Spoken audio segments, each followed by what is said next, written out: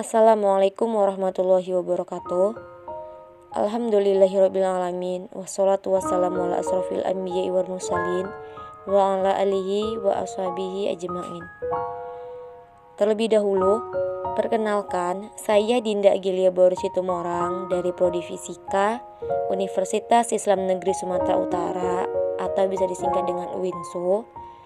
Adapun tujuan saya membuat video ini adalah untuk memenuhi tugas ujian akhir semester saya pada mata kuliah Bahasa Indonesia dengan dosen pengampu saya yaitu Bapak Rusdian Effendi MPD. Adapun tema video saya yaitu kedudukan bahasa Indonesia sebagai bahasa nasional dan sebagai bahasa negara. Bahasa Indonesia adalah bahasa resmi Republik Indonesia dan bahasa Persatuan Bahasa Indonesia. Bahasa Indonesia diresmikan penggunaannya setelah proklamasi kemerdekaan Indonesia, tepatnya sehari sesudahnya bersamaan dengan mulai berlakunya konstitusi. Bahasa Indonesia dinyatakan sebagai bahasa resmi negara dalam pasal 36 Undang-Undang Dasar Negara Kesatuan Republik Indonesia tahun 1945. Bersumber dari bahasa yang diikrarkan dalam Sumpah Pemuda tanggal 28 Oktober 1928 sebagai bahasa persatuan yang dikembangkan sesuai dengan dinamika peradaban bangsa. Pasal 36 menyebutkan bahwa bahasa negara ialah bahasa Indonesia. Sementara itu, dalam kedudukannya sebagai bahasa resmi negara, bahasa Indonesia berfungsi sebagai bahasa resmi kenegaraan, bahasa pengantar pendidikan, bahasa komunikasi tingkat nasional, bahasa media massa, serta bahasa pengembangan dan pemanfaatan ilmu pengetahuan dan teknologi. Pada tanggal 25 sampai tanggal 28 Februari 1975 telah dikemukakan kedudukan bahasa Indonesia sebagai bahasa negara, yaitu 1. Bahasa Indonesia sebagai bahasa resmi kenegaraan.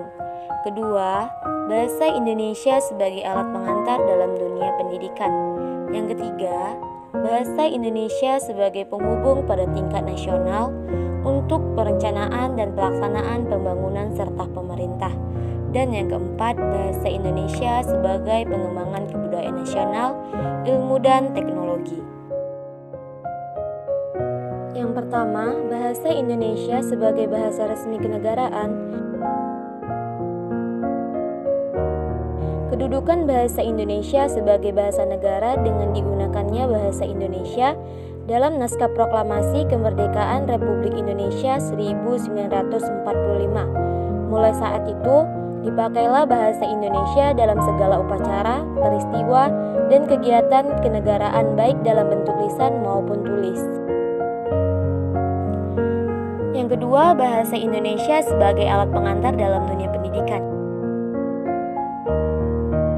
Kedudukan bahasa Indonesia sebagai bahasa negara dengan penggunaan bahasa Indonesia sebagai bahasa pengantar di lembaga pendidikan dari taman kanak-kanak, maka materi yang berbentuk media cetak juga harus berbahasa Indonesia.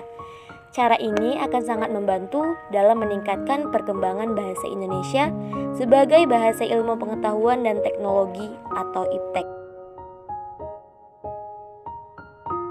Yang ketiga, bahasa Indonesia sebagai penghubung pada tingkat nasional untuk perencanaan dan pelaksanaan pembangunan serta pemerintah. Kedudukan bahasa Indonesia sebagai bahasa negara dibuktikan dengan digunakannya bahasa Indonesia dalam hubungan antar badan pemerintah dan penyebarluasan informasi kepada masyarakat. Sehubungan dengan itu, saatnya diadakan penyeragaman sistem administrasi dan mutu media komunikasi massa, tujuan agar isi atau pesan yang disampaikan dapat dengan cepat dan tepat diterima oleh masyarakat. Yang keempat, bahasa Indonesia sebagai pengembangan kebudayaan nasional, ilmu dan teknologi. Kedudukan bahasa Indonesia sebagai bahasa negara dibuktikan dengan penyebaran ilmu pengetahuan dan teknologi, baik melalui buku-buku pelajaran, buku-buku populer, majalah-majalah ilmiah, maupun media cetak lainnya. Kedudukan bahasa Indonesia sebagai bahasa nasional. Bahasa Indonesia berkedudukan sebagai bahasa nasional dan bahasa resmi negara. Dalam kedudukannya sebagai bahasa nasional, bahasa Indonesia berfungsi sebagai sarana pemersatu berbagai suku bangsa dan sebagai sarana komunikasi antar daerah dan antar budaya daerah. Kehadiran bahasa Indonesia mengikuti perjalanan sejarah yang panjang. Perjalanan itu dimulai sebelum kolonial masuk ke bumi Nusantara dengan bukti-bukti prasasti yang ada, misalnya yang ditemukan di Bukit Talang Tuo dan Karangbarahi serta batu nisan di Aceh, sampai dengan tercetusnya inspirasi Persatuan Pemuda-Pemudi Indonesia pada tanggal 28 Oktober 1928 yang konsep dibangun yang berbunyi, "Kami putra dan putri Indonesia mengaku bertumpah darah satu tanah air Indonesia. Kami putra dan putri Indonesia mengaku berbangsa satu bahasa Indonesia.